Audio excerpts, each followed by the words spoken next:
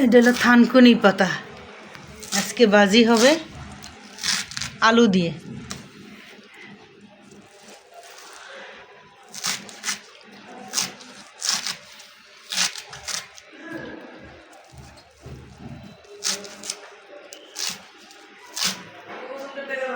ওকে বাবা।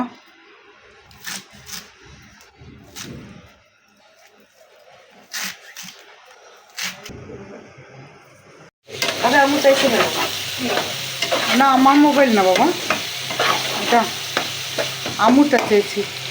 এই যে আজকে কই মাছ রান্না করা হবে। এই ধুলাসা আসছে কেন? আর এলো সেই থানকুনি পাতা ভাজি। কালারটা সুন্দর দেখায় না কেন? থানকুনি পাতা আচ্ছা, নাড়াচাড়া দিলে হয়তো সুন্দর লাগবে। টমেটো দিয়ে, টমেটোর সময় যদি টমেটো না দেন তাহলে ভালো লাগে।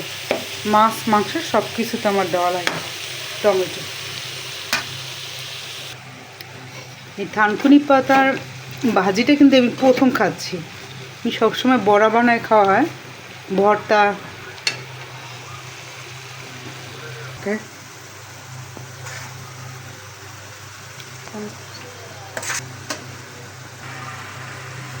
চারিদিকে বিল্ডিংয়ের কাজ করে তো আওয়াজ বেশি না?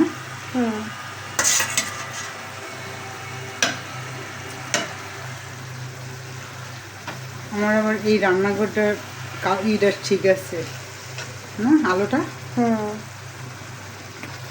ঘরের আলো নিয়ে আমার একটু সমস্যা হতো, কি রান্না করতাম তাও বোঝা যাচ্ছে না। হ্যাঁ কোয়ার্টারে। তো পরে উল্টাই দেবো। দেখো তুমি যখন ভিডিও অন করবো দেখবো পাশের বাসায়, পাশের বিল্ডিংয়ে ড্রিল মেশিনে বং করবে।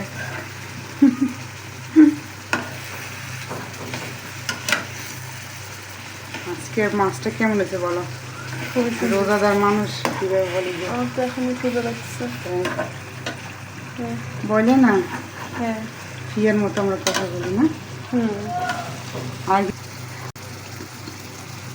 জিরার গুঁড়া দিয়ে দিলাম, শেষ।